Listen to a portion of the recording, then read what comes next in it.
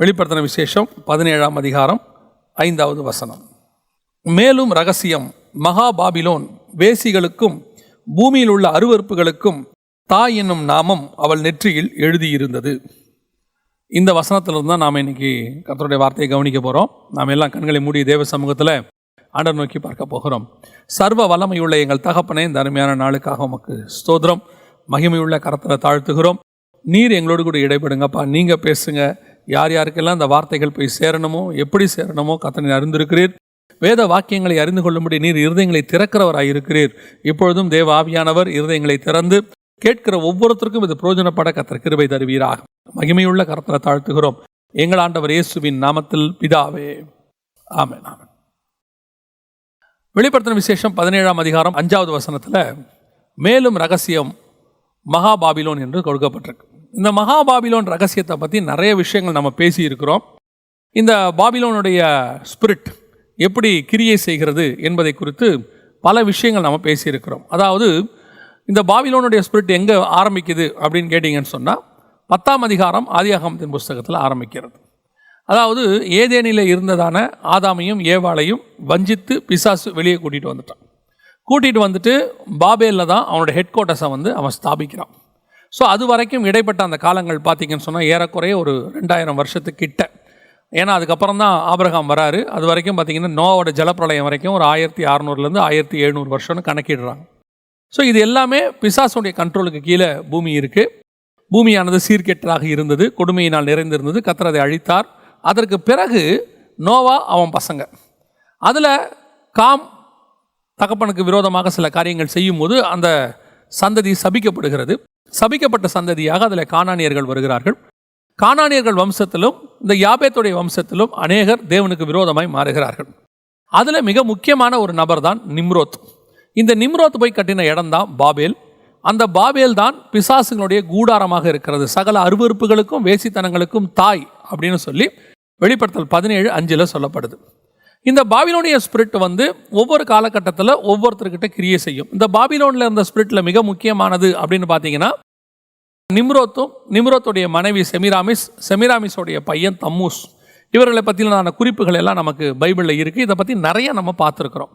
ஆனால் இந்த வாட்டி எனக்கு ஒரு ஜெபத்தில் இருக்கும்போது உணர்த்தப்பட்ட ஒரு காரியத்தை தான் நான் உங்களுக்கு பகிர்ந்து கொள்ள விரும்புகிறேன். என்ன அப்படின்னு கேட்டிங்கன்னா, இந்த பாபேல் கோபுரத்தை முதலாக அவர்கள் கட்டுகிறார்கள். கட்டும்போது அவர்களுக்குள்ளே இருக்கக்கூடிய மிக முக்கியமான ஒரு சுபாவம், பிசாசு ஏற்படுத்தினதான ஒரு சுபாவம் என்ன அப்படின்றதான் பார்க்குறோம். அந்த சுபாவம் தான் அந்த பாபிலோனிய ஸ்பிரிட் இன்றைக்கி நம்ம எல்லாருக்குள்ளேயும் அநேகருக்குள்ளே அப்படிப்பட்டதான ஒரு எண்ணத்தை உருவாக்குகிறது. அதற்கு இடம் கொடுக்கிறவர்கள் அந்த பாபிலோனிய ஆவிக்கு இடம் கொடுக்கிறார்கள். அப்புறம் அந்த பாபிலோனிய ஆவியின் கண்ட்ரோலுக்கு அவங்க போய்விடுகிறார்கள்னு பார்க்குறோம். இப்போ அந்த பாபிலோனிய ஸ்பிரிட் அப்படின்னு சொல்லக்கூடியதனுடைய சுபாவத்தினுடைய மிக முக்கியமானது பேசிக் அடிப்படை என்ன அப்படின்னு பார்த்தீங்கன்னா, ஆதியாகமத்தின் புஸ்தகம் 11ஆம் அதிகாரம் 4வது வசனத்தில், பின்னும் அவர்கள் நாம் பூமி எங்கும் சிதறி போகாதபடிக்கு நமக்கு ஒரு நகரத்தையும் வானத்தை அலாவும் சிகரமுள்ள ஒரு கோபுரத்தையும் கட்டி நமக்கு பேர் உண்டாக பண்ணுவோம் வாருங்கள் என்று சொல்லி கொண்டார்கள் அப்படின்னு இருக்கு. இப்போ இந்த 4வது வசனத்தில் சொல்லப்படுற மிக முக்கியமான விஷயம் இன்னும் நிறைய இருக்குது. இந்த இடத்துல அவங்க செய்யக்கூடிய சில காரியங்கள் எல்லாமே இங்கே இருக்கிறது. ஆனால் அது எல்லாத்த விட இந்த 4வது வசனத்தில் மிக முக்கியமான சில விஷயங்கள் சொல்லப்படுது. அதுதான் இன்றைக்கும் திருச்சபைக்கு அச்சுறுத்தலாக இருக்கக்கூடியதான ஒரு காரியம். அது அடிப்படையில் கிரியை செய்கிறத பார்க்க முடியுது. அதனால தான் இதை நம்ம இன்னைக்கு ஆராய்ந்து பார்க்குறோம். இப்படிப்பட்ட சுபாவங்கள் நமக்குள்ளே வரக்கூடாதுன்னு பார்க்குறோம்.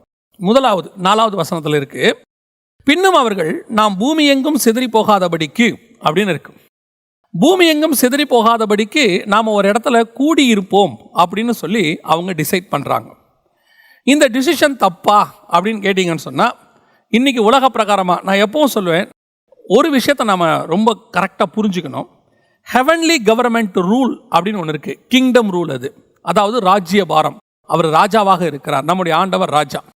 இந்த கிங்டம் ரூலுக்கும் இந்த பூமியில் இருக்கக்கூடிய ரூலுக்கும் ஆப்போசிட்டாகவே தான் எப்பவுமே இருக்கும். ஏன் அப்படின்னு கேட்டிங்கன்னா, இந்த கிங்டம் ரூல் என்பது, ராஜாவுடைய ஆளுகை என்பது வித்தியாசமான சட்டத்திட்டங்களை உடையது. டெமோக்ரஸி என்பது ஜனநாயகம், இப்போ நாம் இருக்கிறது ஜனநாயகம் என்பது வித்தியாசமானது. இன்னும் சொல்ல போனால் தேவனுடைய திட்டத்துக்கு விரோதமாக மனிதனை செயல்பட வைக்கிறது தான் பிசாசினுடைய திட்டம். இப்போ தேவன் பூமிக்கு ராஜாவாக இருந்தார், வானத்துக்கும் பூமிக்கும் அவர் தான் ராஜாவாக இருந்தார்.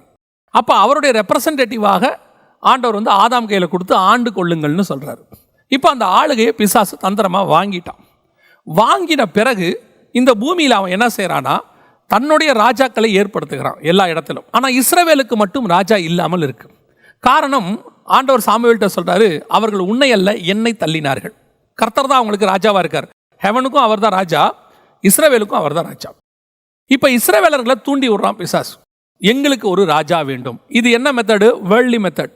உலகத்தில் இருக்கிறவங்களாம் தங்களுக்கு ஒரு ராஜாவை அவங்க ஏற்படுத்துகிற மாதிரி, ஒரு கோத்திரத்துலேருந்து யாரோ ஒரு ஏற்படுத்துகிற மாதிரி எங்களுக்கு ஒரு ராஜா வேணும்னு கேட்குறோம். இது ஃபஸ்ட்டு ஸ்டெப். இப்போ கர்த்தர் வந்து ஜனங்களே கேட்ட பிறகு சரின்னு விட்டு கொடுத்துட்டார். அதற்கு பிறகு இந்த ராஜாவை தேர்ந்தெடுக்கிற அதிகாரம் யார் கையில் இருக்குது அப்படின்னு கேட்டிங்கன்னா தேவன் கையில் இருந்துச்சு. அவர் தான் ஃபஸ்ட்டு சவுலை தேர்ந்தெடுக்கிறாரு. அப்புறமா பார்த்தீங்கன்னு சொன்னால் தாவீதை தேர்ந்தெடுக்கிறார். இப்போ இதற்கு விரோதமாக பின்னாட்களில் புரட்சிகள்லாம் ஏற்பட்டு தேவன் தேர்ந்தெடுக்கக்கூடாது, எங்கள் ராஜாவை நாங்களே தேர்ந்தெடுக்கணும், அப்படி வந்தது தான் இந்த டெமோக்ரஸி, இந்த மாதிரி காரியங்கள்லாம். இன்றைக்கி உலகத்துக்கு இதுதான் கரெக்ட். அவங்க அப்படி தான் அந்த முடிவு எடுத்து வச்சுருக்கிறாங்க. ராஜ்யபாரம் தப்பு அப்படிங்கிறத வந்து ஒரு காலகட்டத்தில், இன்னும் சொல்ல போனால் உலகம் உண்டாகி இந்த 6000 வருஷத்தில், ஏறக்குறைய 6000 வருஷத்தில் கிட்டத்தட்ட 5600 வருஷம், கிட்டத்தட்ட 5500 வருஷத்துக்கு மேலேன்னு வச்சுக்கோங்களேன், இது வரைக்கும் ராஜ்யபாரம் தான் இருக்குது. இந்த கடைசி 100, 150, 200 வருஷமாக தான் ராஜ்யபாரங்கள் ஒழிக்கப்பட்டு இந்த டெமோக்ரஸி, டிக்டேட்டர்ஷிப்பு, நம்ம என்னென்ன சொல்கிறோமோ எல்லாமே கொண்டு வரப்பட்டது இந்த கடைசி காலத்தில் தான். அது வரைக்கும் இந்த ராஜ்யபார கான்செப்ட் தான் இருந்துச்சு. சரி, இந்த மாதிரி நிறையா இருக்குது. இப்போ நம்ம அங்கெல்லாம் போகலைன்னு வச்சுக்கோங்களேன். அதே மாதிரி தான் ஆண்டவர் சொன்ன ஒரு மிக முக்கியமான விஷயம் ஆதாம்கிட்ட சொன்னது என்ன அப்படின்னு கேட்டிங்கன்னு சொன்னால், நீங்கள் பலுகி பெருகி பூமியை நிரப்புங்கள், டோட்டல் வேர்ல்டையும் நீங்கள் போய் ஃபுல்ஃபில் பண்ணணும் அப்படின்னு. இது கர்த்தருடைய திட்டம். இப்போ இதுக்கு அகைன்ஸ்டாக பிசாசு செய்யக்கூடிய ஒரு விஷயம் என்ன அப்படின்னா, நாம் பூமி எங்கும் சிதறி போகாதபடிக்கு நம்ம ஒரே இடத்துல ஸ்டே பண்ணுவோம் அப்படின்னு சொல்கிறோம். இன்றைக்கும் நாம் ஒரு இடத்துல இருக்கக்கூடியவங்க, இந்த பூமியை நீங்கள் சேட்டிலைட்டில் பாருங்கள், நம்ம சொல்கிறபடி 70% கடல் இருக்குது, 30% லேண்ட் இருக்குது. இந்த 30% லேண்ட்லேயும் மனுஷன் ஆக்கிரமிப்பு பண்ணாத லேண்ட் எவ்வளோ இருக்குன்னு பாருங்களேன். மனுஷன் எப்போவுமே ஒரே இடத்துல கூடி கூடி கூடி கூடி அங்கேயே தான் இருக்கான். அவன் கர்த்தர் சொல்கிறார், நீ பலுகி பெருகி பூமியை நிரப்பு. இப்போ நம்ம என்ன சொல்கிறோம், 700 கோடி மக்கள் இருக்கிறோம். 700 கோடி மக்கள் இருக்கும் பொழுது ஜனத்தொகை பெருகிருச்சு, மக்கள் தொகைக்கு இருக்கணும். ஆக்சுவலாக நீங்கள் பாருங்கள், இந்த 700 கோடி மக்களும் சிதறி போய் பூமி எங்கும் பரம்பி இருந்தாங்கன்னா போதுமான இடம் நமக்கு இருக்குது. ஆனால் இவங்க வாழ்வதற்கு தகுதியான இடம்னு ஒன்று உருவாக்கிக்கிட்டு அது மேலே மாடி கட்டி நம்ம இங்கே தான் இருக்கிறோம். இப்போ கவர்மெண்ட்டே என்ன செய்து நல்லா கவனிச்சிங்கன்னா, இதை எக்ஸ்பேண்ட் பண்ணுறாங்க, சிட்டியை எக்ஸ்பேண்ட் பண்ணுறாங்க, இன்னும் கொஞ்சம் வெளியே போங்க, துணை நகரம் உண்டாக்குறாங்க. இது கவர்மெண்ட்டே அதை செய்கிறாங்க. ஜனங்க அதுக்கு விருப்பப்படலை. ஜனங்க இன்னும் நெருங்கி இருக்கவே இருக்கிறாங்க, சிதறி போகாதபடிக்கு ஒரு இடத்துல இருக்கணும் அப்படின்னு. இது உலக பிரகாரமாக பாபிலோனிய மெத்தட். கர்த்தர் சொன்னது எல்லா இடத்துலையும் பரம்பி நீங்கள் நிரம்புங்க அப்படின்னு சொல்லி. இப்போ இந்த ஸ்பிரிட்டு சபைகளுக்குள்ள, கிறிஸ்தவர்களுக்குள்ள, ஆவிக்குரியவர்களுக்குள்ள எப்படி கிரியை செய்யுது அப்படின்னு சொல்லி நீங்கள் பார்த்தீங்கன்னு சொன்னால், ஒரு காலகட்டத்தில் சபையினுடைய நோக்கம் என்ன, சபை உருவாக்கப்பட்டதனுடைய நோக்கம் என்ன? இப்போ முதல் சபை அப்போஸ்தலர்களை கர்த்தர் உருவாக்குகிறார். அப்போஸ்தலர்களுக்கு கொடுக்கப்பட்டதான அசைன்மெண்ட் என்ன அப்படின்னு பார்த்தீங்கன்னு சொன்னால், நீங்கள் உலகம் எங்கும் போய், அவர் சொல்லும் போதே பாருங்களேன், எருசலேமிலும், அடுத்து யூதேயாவிலும், அடுத்து சமாரியாவிலும், அடுத்து பூமியின் கடைசி பரியந்தமும் எனக்கு சாட்சிகளாக இருப்பீர்கள். இப்போ கர்த்தருடைய நோக்கமே நீங்கள் உலகமெங்கும் போகணும் அப்படிங்கிறது தான் தேவனுடைய திட்டம். இப்போ இந்த தேவனுடைய திட்டம் இப்படி இருக்கும்போது நாம் என்ன செஞ்சோம்? இன்னும் நீங்கள் முதலாவது சபையை எடுத்துக்கொள்ளுங்க, அப்போஸ்தலர்களே எடுத்துக்கொள்ளுங்க. அவங்க என்ன செஞ்சாங்கன்னு நீங்கள் நினைக்கிறீங்க அப்படின்னு பார்த்தீங்கன்னு சொன்னால், அவங்க சொல்லக்கூடியதான ஒரு வார்த்தை அப்போஸ்தலர் நடபடிகளை நீங்கள் பாருங்கள், 5ஆம் அதிகாரத்தில் நீங்கள் வாசிக்கும் போது, அவர்கள் தங்களுக்குன்னு ஒரு கம்யூனிட்டியை ஒன்று உருவாக்கிடுறாங்க. கம்யூனிட்டின்னா தங்களுக்கு ஒரு திட்டத்தை உருவாக்கி அவங்க சிதறி போகாதபடிக்கு அவங்க சொல்லக்கூடியதான ஒரு வார்த்தையை கவனிங்க. அப்போஸ்தலர் நடபடிகள் 6ஆம் அதிகாரம் 1, 2, 3 வசனங்கள் நீங்கள் வாசித்து பார்த்தீங்கன்னா, அந்நாட்களிலே சீஷர்கள் பெருகின போது அவங்க எல்லாம் ஒரு இடத்துல கூடி சாலமோன் மண்டபத்தில் அவங்களுக்குன்னு ஒரு திட்டத்தை வகுக்கிறாங்க. வகுத்து என்ன பண்ணுறாங்க, அவங்க சொல்கிறாங்க, உங்களுக்கு நீங்களே இந்த பந்தி விசாரிப்புக்காரங்க இதெல்லாம் ஏற்படுத்திக்கங்க, நாங்களோ வென்றால் ஜெபம் பண்ணுவதிலும் தேவ வசனத்தை போதிக்கிற ஊழியத்திலும் இடைவிடாமல் தரித்திருப்போம் அப்படின்னு இருக்கு. இந்த யோசனை சபையார் எல்லாருக்கும் பிரியமாக இருந்தது. அதற்கு பிறகு என்ன நடக்குது அப்படின்னு பார்த்தீங்கன்னா, இவங்க கொஞ்சம் பேரை செலக்ட் பண்ணுறாங்க. கைகளை வைக்கிறாங்க. ஆனால் பரிசுத்த ஆவியானவர் என்ன செஞ்சாரு? திருவுளம் பற்றினாரா? அவங்கள செலக்ட் பண்ணாரான்னா எதுவுமே இருக்காது. ஏன்னா அது தேவ திட்டம் இல்லை. தேவ திட்டம் இவங்க சாலமோன் மண்டபத்தில் இருக்கிறது இல்லை. தேவ திட்டம் பரிசுத்த ஆவி வர வரைக்கும் எருசலேமில் இருக்கிறது. அதற்கு பிறகு அவர்கள் பூமி எங்கும் சிதறி போவது. இதுதான் காடோடைய பிளான். ஆனால் இவங்க என்ன பண்ணுறாங்க? பரிசுத்த ஆவி வந்தாச்சு, ஜனங்களுக்குள்ள ரிவைவல் வர தொடங்கிருச்சு. 3000 பேர் 5000 பேர் ரட்சிக்கப்படுறாங்க. இப்போ ரட்சிக்கப்பட்டவங்களாம் அடுத்து என்ன செய்யணும்? அத்தனை ரெடி பண்ணி இவங்கள பூமி எங்க சிதறி போக பண்ணணும். ஆனால் என்ன நடக்குது? இவர்கள் சிதறி போகாதபடிக்கு ஒரு இடத்துல சாலமன் மண்டபத்தில் கூடுறாங்க. ஒரு இடத்துல கூடி வந்துட்டு இப்போ அடுத்த லெவலுக்கு போகிறாங்க. பிரச்சனை வர ஆரம்பிக்குது. அடுத்த லெவலுக்கு போகிறாங்க. என்ன பண்ணுறாங்க? நாங்கள் ப்ரேயருக்குன்னு ஒரு குரூப் உருவாக்கிட்டோம், நாங்கள் டாப்பில் இருப்போம், அதுக்கு அடுத்த ஒரு லெவல் நீங்கள் இருங்க, நீங்கள் தான் இதெல்லாம் பார்த்துக்கணும் அப்படின்னு ஒரு செட்டப் உருவாக்குறாங்க. இது தேவனுடைய திட்டமா? கர்த்தர் பூமி எங்கும் சிதறி போக சொன்னார். சிதறி போகாமல் ஒரு இடத்தில் தங்குவது என்பது பாபிலோனிய ஸ்பிரிட்டோடைய வேலை. பாபிலோனில் தான் அவங்க சொல்லுவாங்க, நம்ம பூமி எங்கும் சிதறி போகாதபடிக்கு. கர்த்தர் என்ன பண்ணார்னு நீங்கள் நினைக்கிறீங்க? அப்போஸ்தலர் நடவடிக்கைகள் 8ஆம் அதிகாரம் 4வது வசனம், சிதறி போனவர்கள் எங்கும் திரிந்து சுவிசேஷ வசனத்தை பிரசங்கித்தார்கள் அப்படின்னு இருக்கு. அதோடைய அர்த்தம் என்ன அப்படின்னா, இவர் எருசலேமிலும் யூதேயாவிலும் சமாரியாவிலும்னு சொல்லியிருக்கிறாரு. இவங்க எருசலேமிலும் யூதேயாவிலுமே இருக்கிறாங்க. சமாரியாவுக்கு பிளானே இல்லை. இப்போ கர்த்தர் சிதறி போக பண்ணார். 8ஆம் அதிகாரத்துலேருந்து பாருங்க, சமாரியாவில் நடக்கும் எல்லாமே. சமாரியாவில் பிலிப்பை பற்றி தொடங்கிடும். அதுக்கப்புறம் பாருங்க, ஆண்டவர் அங்கிருந்து சிதறி போக பண்ணுவார். எங்கே போவோம்? உலகம் எங்கும் போகும். கிரேக்க தேசத்துக்கு போகும், பவுல் வந்துருவார், அதுக்கு பிறகு எல்லாம் போகும். அப்போ காடோடைய பிளான் எக்ஸ்பேன்ஷன். காடோடைய பிளான் உலகம் முழுவதும் போகுதல். கர்த்தருடைய சித்தம் பூமியை நிரப்புதல், போய் சகல ஜனங்களுக்கும் சுவிசேஷம். இன்னைக்கு நாம இதே பாபிலோனர்கள் பண்ண தப்ப நாம செஞ்சுக்கிட்டு இருக்கிறோம். என்ன செஞ்சிட்டு இருக்கிறோம்? யாரும் போகக்கூடாது, எங்கேயும் போகக்கூடாது, எல்லாருமே ஒரே இடத்துல இருக்கணும். எப்படி இருக்கணும்?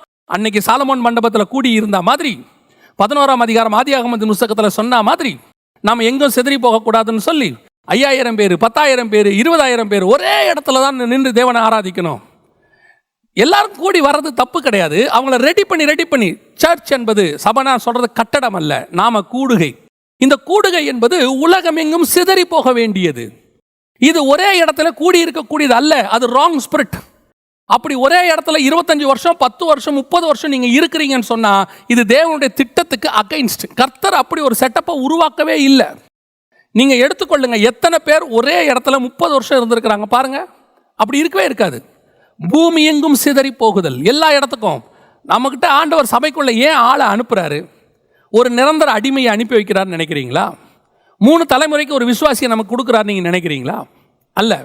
அது உள்ள ஒரு சுவிசேஷங்க இருக்கான், அது உள்ள ஒரு போதகன் இருக்கிறான், அது உள்ள ஒரு மெய்ப்பன் இருக்கான், அதுக்குள்ள ஒரு தீர்க்கதரிசி இருக்கான். அதை கண்டுபிடிக்க வேண்டியது சபையினுடைய வேலை. சபை நான் சொன்னா உடனே எல்லாருமே கோச்சிக்கிறாங்க, சபைக்கு விரோதமாக பேசுகிறோம், பாஸ்டர்ஸை பேசுகிறோம். இல்லவே இல்லை. அங்கே வர ஒவ்வொருத்தருக்குள்ளையும் பணக்காரன் ஆகிறதான ஸ்பிரிட் மட்டும் இல்லை. வரவனை அத்தனை பேரையும் ஆசீர்வாதம் பேசி உன்னை பிஸ்னஸில் பெரிய ஆள் ஆக்குவார், உன்னை இப்படி ஆக்குவார், அப்படி ஆக்குவாருன்னு சொல்கிறோம். நீங்கள் யோசிச்சு பாருங்க, நம்ம சபைக்கு 100 பேர் வரான், எத்தனை பேர் ஊழியக்காரனாக வரான்? அதில் எத்தனை பேர் ஊழியக்காரனாகிறான்? இல்லை அழைப்பு வேணுமே, அவனுடைய அழைப்பை நீங்கள் பைபிளில் எடுத்து பாருங்கள். என்ன அழைப்புன்னு யோசித்து பாருங்கள். வெளிப்படுத்தின விசேஷம் 1ஆம் அதிகாரம் 5-6 வசனம் என்ன சொல்லுது? நம்மை ராஜாக்களும் ஆசாரியருமாய் அழைத்திருக்கிறார். காடோடைய பிளானே நம்முடைய அழைப்புக்குள்ள 2ம் இருக்கு, ராஜாக்களும் ஆசாரியரும். ராஜானா பூமிக்குரிய ராஜா இல்லை, அது நம்ம நல்லா தெரிஞ்சுக்கணும். நம்ம ராஜாக்களுக்கு என்ன இன்டர்பிரேஷன் கொடுக்குறோம்? பூமியில் ஆசீர்வாதமாக கிங் மாதிரி இருக்கணும், நாம் இங்கே பெரிய ராஜ்யபாரம் காட்டணும், அதை சொல்லலை. இயேசு கிறிஸ்து மெல்கிசேதேக்கின் முறைமையின்படி ராஜாவும் ஆசாரியருமாய் இருக்கிறார். அப்போ இயேசு ராஜாவாக இருந்தாரா பூமியில்? ஆனால் அவரை ராஜான்னு தான் கூப்பிட்டாங்க. யூதரின் ராஜான்னு சொன்னாங்க. கழுத மேலே உட்கார வச்சு கூட்டிகிட்டு வந்தாங்க. பிலாத்து எழுதி போட்டார், யூதருக்கு ராஜாவை பிறந்திருக்கிறவர் எங்கேன்னு எழுதி போட்டார். அப்போ இயேசு கிறிஸ்து ராஜாவா? இயேசு கிறிஸ்து 2 வகையான ஊழியத்தை உடையவராக இருந்தார். அந்த மெல்கிசேதேக்கின் முறைமையில் 2 இருக்கு. அதில் முதல்ல அவர் ஆசாரியத்துவ ஊழியத்தை முடித்திருக்கிறார். இன்னும் ராஜ்யபாரம் வரவில்லை. பிதா சொல்றாரு, உம்முடைய சத்துருக்களை பாதபடியாக்கி போடும் வரைக்கும் நீர் என்னுடைய வலது பார்சத்திலே உட்கார்ந்து இருக்கிறாரு. 1000 வருஷ அரசாட்சி பின்னாடி வரும். அதனால தான் வசனம் சொல்லுது, அவரோடு கூட பாடுகளை சகித்தோமானால் அவரோடு கூட ஆளுகையும் செய்வோம். மரித்தவர்கள் உயிர்த்து அவரோடு கூட அரசாண்டார்கள். அந்த ஆளுகையை தான் சொல்லுது. அப்ப இப்ப நமக்கு கொடுக்கப்பட்டிருக்கிறது என்ன? ஆசாரியத்துவம். உள்ள வந்திருக்கிற அத்தனை பேரையும் ஆசாரியத்துவத்துக்குள்ள கர்த்தர் கொண்டாந்துருக்கிறாரு. மெல்கிசேதேக்கின் முறைமையில உங்ககிட்ட கொடுக்கப்பட்டவன் அத்தனை பேருக்குள்ளேயும் ஒரு ஆசாரியத்துவம் இருக்கு. அவன் லேவியனா இருக்கலாம், ஆசாரியனா இருக்கலாம், பிரதான ஆசாரியனா இருக்கலாம், என்ன மினிஸ்ட்ரின்னு கண்டுபிடிக்கணும். புதிய ஏற்பாட்டை பொறுத்த வரைக்கும் சுவிசேஷகனாக இருக்கலாம், மெய்ப்பனாக இருக்கலாம், போதகனாக இருக்கலாம், தீர்க்கதரிசியாக இருக்கலாம். அவனுக்குள்ள என்ன இருக்கு? நாம இன்னைக்கு எத்தனை பேர் அப்படி கண்டுபிடிக்கிறோம்? எத்தனை பேர் அப்படி உருவாக்குகிறோம்? இல்லை நம்முடைய பிராக்டிஸ் அவனை உருவாக்கக்கூடியதாக இருக்கிறதா? அவனை நம்ம அப்படி செஞ்சிருக்கிறோமா? முதல் பேசிக் அடிப்படையிலேயே எனக்கு ஒரு திட்டம் வருது. அது வந்து நான் இப்போ சொல்லுவேன், சபைன்றது கூட இல்லை, எல்லா ஊழியர்களுக்குள்ளேயும், ஒரு எவாஞ்சலிஸ்டுக்குள்ளேயும் சரி, ஒரு தீர்க்கதரிசிக்குள்ளேயும் சரி, இந்த பாபிலோனிய ஸ்பிரிட் கிரியை செய்யுது. என்ன ஸ்பிரிட் கிரியை செய்யுது? என்ன கிட்ட ஒருத்தர் வந்துட்டான், ஒரு விசுவாசி என்கிட்ட வந்துட்டானா அவனை தக்க வச்சுக்கணுங்கிற எண்ணம் எனக்கு வருது. அவனை தக்க வச்சுக்கிறதுக்கு நான் என்ன பண்ணுறேன்? ஒரு டேட்டா பேஸை உருவாக்குகிறேன். ஒரு டேட்டா பேஸை உருவாக்கி அவனுக்கு நான் என்ன பண்ணுறேன்? மாதம் என் மினிஸ்ட்ரியை பற்றின இன்ஃபர்மேஷன் அவனுக்கு கொடுக்குறேன். கொடுத்துட்டு என் தேவைகளை அவங்ககிட்ட நான் சொல்கிறேன். சொல்கிறது மாத்திரம் இல்லாதபடிக்கு, அவன் என்னை விட்டு போயிடாதபடிக்கு, என்னை மறந்துடாதபடிக்கு 1ஆம் தேதி அவனுக்கு ஒரு வாழ்த்து செய்தியை நான் அனுப்பி விட்றேன், வாக்குத்தத்த செய்தியை கொடுக்குறேன். அவன் பர்த்டேக்கு நினைவு பண்ணி அவனுக்கு நான் வந்து என்ன செய்கிறேன்? ஒரு பர்த்டே விஷ் அனுப்புகிறேன். அப்புறம் பண்டிகை நாளுக்கு அவனுக்கு ஒரு செய்தி கொடுக்குறேன். இப்படி நான் அவனை என் கான்டாக்ட்லேயே வச்சுக்கிறேன். I am not talking only about the church, I am talking about the ministers of God. Not only pastors, even all the evangelist. ஒரு டேட்டா பேஸை உருவாக்குறோம், உருவாக்கி அவனை நம்மக்கிட்ட தக்க வச்சுக்கிறோம். அப்படி யார் சொன்னது? அதுக்கு தான் சபை இருக்குது. அவனை உருவாக்கத்துக்கு தான் சபை இருக்கு. ஒரு எவாஞ்சலிஸ்டோடைய வேலை எது வரைக்கும் இருக்கு? ஒரு எவாஞ்சலிஸ்டோட வேலையை அவனை ரட்சிப்புக்குள்ள நடத்தி, ஆண்டவர்களை நடத்தி, ஒரு மெய்ப்பன் கையில் ஒப்படைக்கிற வரைக்கும் யார்கிட்ட இருக்கு? ஒரு எவாஞ்சலிஸ்டோடைய வேலை. பிலிப்பை எடுத்துக்கொள்ளுங்க, காந்தாகா மந்திரிக்கு எல்லாத்தையும் சொல்றாரு, விவரமா சொல்றாரு, ஞானசானம் வரைக்கும் நடத்துறாரு. அதற்கு பிறகு பிலிப்பு காணப்படாமல் போனான். அப்போ அதுக்கப்புறம் எவாஞ்சலிஸ்ட் காணப்படக்கூடாது. அதுக்கப்புறம் அந்த ஆத்மாவுக்கும் எவாஞ்சலிஸ்டுக்கும் என்ன சம்பந்தம் இருக்கு? அதை அப்படியே தூக்கி ஒப்படைச்சிட்டு மெய்ப்பன் கையில் ஒப்படைச்சிட்டு நீங்க பார்த்துக்கோங்க, இனிமேட்டு உங்க வேலை. பேதுருவும் யோவானும் அங்கே வருகிறார்கள். பிலிப்பு என்ன செய்கிறாரு? அந்த ஆத்மாக்கள் இன்னும் பரிசுத்தாவியை பெறாது இருக்க போது அவர்கள் கையில் கொடுத்துட்டு அவர் ஒதுங்கிடுறாரு. அவ்வளோதான், எவாஞ்சலிஸ்டோட வேலை முடிஞ்சிருச்சு, வேலை ஓவர். இன்னைக்கு நாம எவாஞ்சலிஸ்டுகள் என்ன செய்ய நினைக்கிறோம்? நமக்கு ஒரு டேட்டா பேஸை உருவாக்க நினைக்கிறோம், நமக்கு ஒரு க்ரௌடு, நம்ம ஒரு மீட்டிங்கு, அப்புறம் வாரம் சந்திக்கிற எவாஞ்சலிஸ்ட்டு, அப்புறம் கொஞ்ச நாள் எவாஞ்சலிஸ்ட் கிட்ட வரக்கூடிய விசுவாசிலாம் சேர்ந்து என்ன சொல்லுது? எங்களுக்கு இந்த மாதிரி சத்தியத்தை எங்கள் சபையில் கூட கொடுக்கறதில்ல, எங்கள் பாஸ்டர் கூட கொடுக்கறதில்ல, நீங்களே ஏன் ஒரு சர்ச்சை ஆரம்பிக்கக்கூடாது? ஆரம்பிக்கும் போது எவாஞ்சலிஸ்ட் ஆரம்பிக்கிறவர் அப்புறம் வந்து பாஸ்டர் ஆகி, ரெவரண்ட் ஆகி, அப்புறம் பிஷப் ஆகி, அழைத்த அழைப்பும் கிருபா வரவங்களும் மாறாதவைகள்னு இருக்கும்போது இது எப்படி மாறுது? என்ன? சிதறி போகக்கூடாது, எல்லாம் எங்கிட்ட இருக்கணும், வச்சுக்கணும். விசுவாசி அப்படியே, அதுவும் நல்ல பிஸ்னஸ் மேன் கொடுக்குற விசுவாசியாக இருந்தால் அவனை ஸ்பிரிச்சுவல் ஸ்டாண்டர்ட்லேயே வளர விடாமல் பிஸ்னஸ் ஸ்டாண்டர்டில் வளர வைக்கிறது. கர்த்தர் ஒன்று ஆசீர்வதிப்பார். உபாகம் 1:11 படி அப்படி ஆக்குவார், இதன்படி இப்படி ஆக்குவார். அவனை இன்னும் பிஸ்னஸ் பெருகும். எப்போ அவன் ஆவிக்குரிய வாழ்க்கையில் பெருகுவான்? அவன் பணக்காரனா சாவறதுக்கு அவன் கையில் வந்தான். பணக்காரனா சாவறதுக்கு இங்கே வர்றதுக்கு அவன் உலக பிரகாரமாக இருக்கக்கூடிய மிகப்பெரிய பணக்காரர்கள் கையில் கர்த்தர் ஒப்படைச்சிருப்பார். ஒரு போதகர் கையிலையோ எவாஞ்சலிஸ்ட் கையிலையோ ஒருத்தன் வரானா எதற்காக வரான்?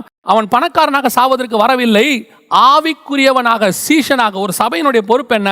வரக்கூடியவனை அப்படியே ஒரு விசுவாசியை மாற்றி, விசுவாசி சீஷனாகி, சீஷன் ஊழியக்காரனாகி வெளியே போய் சிதறி போய் பலிக்கு பெருகணும். இந்த தக்க வச்சுக்கிற சுபாவம், சிதறி போகக்கூடாது. எல்லாம் எங்ககிட்ட தான் இருக்கணும், எல்லாரும் நம்ம கூட தான் இருக்கணும். இது என்ன ஆவி? Babylonian spirit. எப்போ வரைக்கும் இருக்கணும்? அவனை உருவாக்குற வரைக்கும். அவனுக்குள்ள இருக்கக்கூடிய அந்த ஆசாரியத்துவத்தை அவனுக்கு தெரியப்படுத்தணுமே, அதுக்கான மோட்டிவேஷன் நம்ம உருவாக்கணுமே. அன்னைக்கு இல்லை, ஊழியக்காரங்க அத்தனை பேரும் எல்லாருமே ஊழியக்காரன் ஆகணும்னு ஆசைப்பட்டாங்க. தங்கிட்ட வரவனெல்லாம் ஊழியக்காரன் ஆக்கணும். இப்போ பாருங்க, இயேசு தங்கிட்ட வந்தவனை 12 பேர் அப்போஸ்தலன் ஆக்கினாரு, 70 பேர் சீஷர்களாக மாத்துறாரு, 2 பேரை அனுப்பி விடுறாரு, இவங்களை உலகம் எங்கும் போக சொல்றாரு. தங்கிட்ட வரவனெல்லாம் மாற்றிக்கிட்டே இருக்காரு பாருங்க. பின்தொடர வேண்டியவன்லாம் எவன்லாம் ஊழியக்காரன், அவர்கிட்ட வரவெல்லாம் ஊழியக்காரனாக மாறுறான். இன்னைக்கு ஒரு சில ஊழியர்களை குறித்து நான் கேள்விப்பட்டிருக்கிறேன். எவாஞ்சலிஸ்ட்டை பற்றி நான் கேள்விப்பட்டேன். அவர் அவர்கிட்ட வந்த அத்தனை பேரையும் ஊழியக்காரனை மாற்றி இருக்கிறார். அவங்க மூலமாக சில நாடுகள் சந்திக்கப்பட்டிருக்குது. ஏன்? ஒரு சிலருடைய ஊழியங்கள் சில நாடுகளில் ரேடியோ வழியாக போய் அங்கே ஊழியர்கள் உருவாக்குறாங்க. இன்னைக்கு நாம் அந்த மோட்டிவேஷனில் இல்லை. அதை தான் நான் சொல்ல வரேன். நல்லா கவனிச்சுக்கொள்ளுங்க. எலியா கையில் வந்தவங்க எல்லாருமே தீர்க்கதரிசிகளின் புத்திரர். எலியா விசுவாசிகளை தனியாக மெயின்டைன் பண்ணி தீர்க்கதரிசிகள் புத்திரர் தனியாக மெயின்டைன் பண்ணாரா? இவங்கெல்லாம் மினிஸ்ட்ரியில் இருக்கட்டும், நீங்கள்லாம் மாதம் மாதம் சந்திக்கிறதுக்கு நீங்கள் இருங்க, அப்போ தான் எங்கள் மினிஸ்ட்ரி டெவலப் ஆகும். இன்றைக்கி என்ன சொல்கிறாங்க? எல்லாருமே ஊழியத்துக்கு வந்துட்டா கொடுக்கறது யார்? கொடுக்கறது நீங்களா? கர்த்தர். நீங்கள் கொடுக்காவிட்டால் காக்கா கொடுக்கும். காக்கா கொடுக்காவிட்டால் பரலோகத்திலிருந்து தூதனை வச்சு அனுப்புவார். 5000 பேருக்கு சாப்பாடு போடணுன்னா யார் கொடுத்தாங்க? அதை மிராக்கலாக கர்த்தர் நடத்துவார். என்னைக்கு மனுஷனை நம்பி ஊழியம் நடக்குதோ அன்னைக்கு வரைக்கும் தக்க வைக்கிற மினிஸ்ட்ரி இருந்துக்கிட்டு தான் இருக்கும். என்னைக்கு இவன் கொடுக்கறதுனால தான் நம்ம வணக்கிறோம், இவனை விட்டுறக்கூடாதுன்னு என்ன வருதோ அப்போ நீங்கள் அவனை விட மாட்டீங்க. நான் மனுஷனை நம்பி அல்ல, கர்த்தரை நம்பி ஊழியம் பண்ணுகிறேன். எங்கிட்ட டேட்டா பேஸ் இருக்கக்கூடாதுன்னு நான் ரொம்ப ஸ்ட்ராங்காக சொல்வேன். நான் யாருக்கும் வாழ்த்து செய்தி அனுப்பவே மாட்டேன், பர்த்டேவை நினைவு கூற மாட்டேன். அதுக்கு நான் அவங்க எங்கிட்ட வரல, நான் அதுக்கு அவங்களுக்கு இல்லை. சத்தியத்தை கொடுக்கறதுக்கு தான் நம்ம இருக்கிறோம், அவ்வளோதான். எதுக்கு சொல்கிறேன்? No expectations. We are only born by the spirituality. அதை தாண்டி நீங்கள் நினைவு வச்சுக்கிட்டு அன்பாக அவங்களுக்கு வாழ்த்து செய்தி சொல்கிறீங்க, அதெல்லாம் உங்கள் இஷ்டம். ஆனால் இதுக்காகவே வாழ்த்து செய்தி சொல்கிறது, தக்க வச்சுக்கிறதுக்குனே அதுக்குன்னே ஒரு கேலண்டர் போடுறது, அதுக்குன்னே ஒரு டைரி போடுறது, இல்லை, இது ராங். இந்த சிதறி போகணும். உங்ககிட்ட வரவன் எத்தனை பேர் ஊழியக்காரனாங்கிறது தான் உன் சாவில் உனக்கு இருக்க போகிற மேன்மை, தெரியுமா? எங்கிட்ட வந்தவங்கள எத்தனை பேர் ஊழியக்காரனாய் மாறினா, அதுதான் பாண்டு, அதுதான் மேன்மை.